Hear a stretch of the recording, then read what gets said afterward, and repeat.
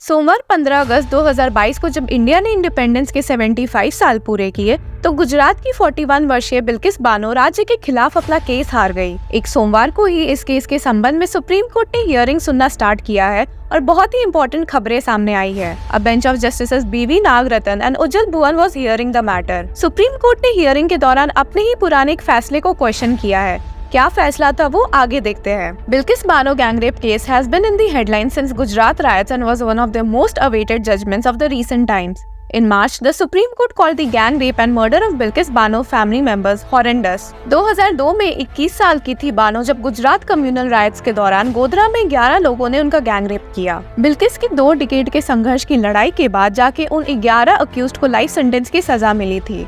हालांकि गुजरात सरकार ने 15 अगस्त 2022 को सारे अक्यूज्ड को रेमिशन दे दिया और वो सब आजाद जेल से निकल गए। आपको बता दें, जब उनके साथ गैंग रेप हुआ था तो वो 5 मंथ प्रेग्नेंट भी थी।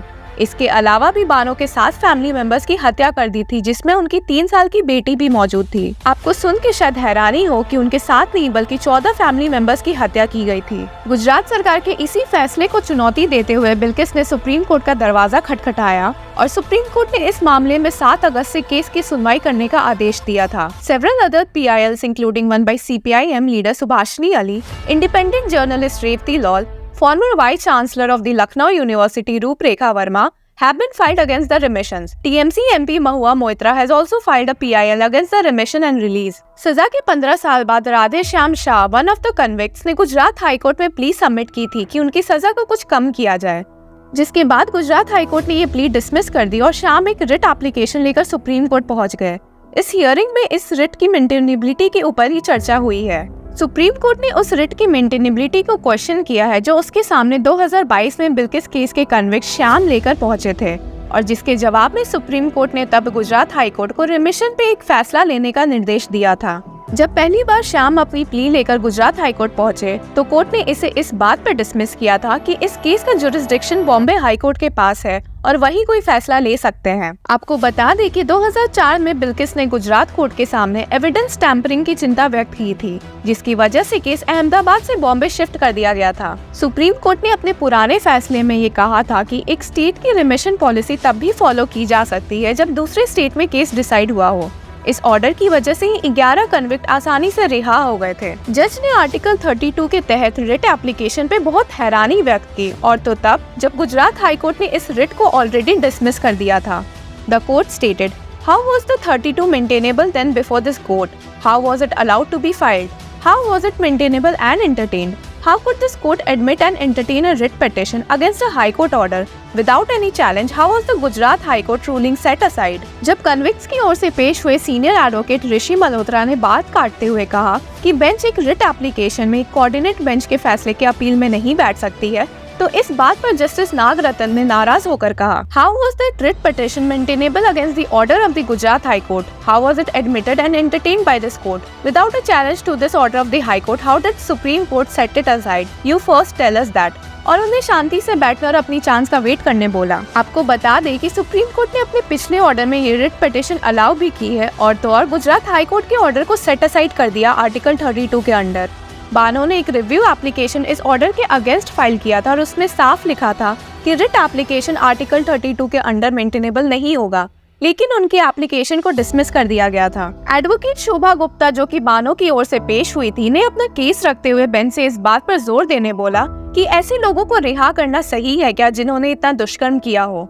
उनका मानना था कि the punishment should match the seriousness of the crimes committed and should be proportional to it. उन्होंने और तो और कहा कि कोर्ट ने रिमिशन देते वक्त कोई भी ऐसा फैक्टर इंक्लूड नहीं किया है जिस पे ध्यान देना होता है, जैसे कि ऐसा करने से सोसाइटी पे क्या इम्पैक्ट पड़ेगा। She said, the Supreme Court has held in a number of cases that imposition of appropriate punishment is in the interest of justice. इस पर जस्टिस नागरत्न ने उनकी बात काटते हुए कहा, This is the doctrine of juice deserts, but we are no longer in the stage of sentencing. हालांकि गुप्ता ने उनकी बात नहीं मानी और अपनी बात पर जोर देते हुए कहा कि इन सारे चीजों का रिमिशन के दौरान ध्यान रखना जरूरी है और तो और उन्होंने सारे डॉक्यूमेंट सबमिट कर दिए हैं। इस पर जस्टिस भुवन ने उन्हें रोकते हुए बोला, "Those will not affect our judicial decision making." हालांकि काउंसिल ने फिर भी अपनी बात समझाने की कोशिश की, जिसमें जस्टिस नागरत्न ने अंत में अटल होकर एडवोकेट गुप्ता को बोला, "We will consider only legal submissions." Advocate Gupta ने ये भी बताया कि रिमिशन के दौरान पुराने जजेस, ऑफिसर्स जिन्होंने इस केस को हैंडल किया था और बाकी सारे ऑफिशियल्स की राय लेनी चाहिए थी। She said, "They gave a negative opinion with respect to each of the convicts." Not only this, the opinion of the concerned investigation agency, that is the CBI, was also sought and it gave a negative opinion as well for the convicts. उन्होंने इस बात पर जोर दिया कि इसके बावजूद remission दिया गया और कोर्ट ने इस पॉइंट से उनसे अग्री किया। सीनियर एडवोकेट इंदिरा जयसिंह, जो कि टीएमसी लीडर महुआ मोइत्रा की ओर से पेश हो रही थी, ने पॉइंट करते हुए कहा कि लोग इस रिमिशन को जस्टिफाई करते हुए बस ये कह रहे हैं कि वो सारे कन्विक्ट्स ब्राह्मण थे, तो वो ऐसा कोई गलत काम कर ही नहीं सकते हैं। और तो और उनके जेल से छूटने पर उनका स्वागत किया गया, मालाएं पहनाई गई और मिठाई बटी। Additional solicitor general SV Raju, जो कि गुजरात और सेंट्रल गवर्नमेंट की ओर से पेश हुए थे, इस बात पर सवाल करते हुए पूछा, "What is wrong in being garlanded by family members?"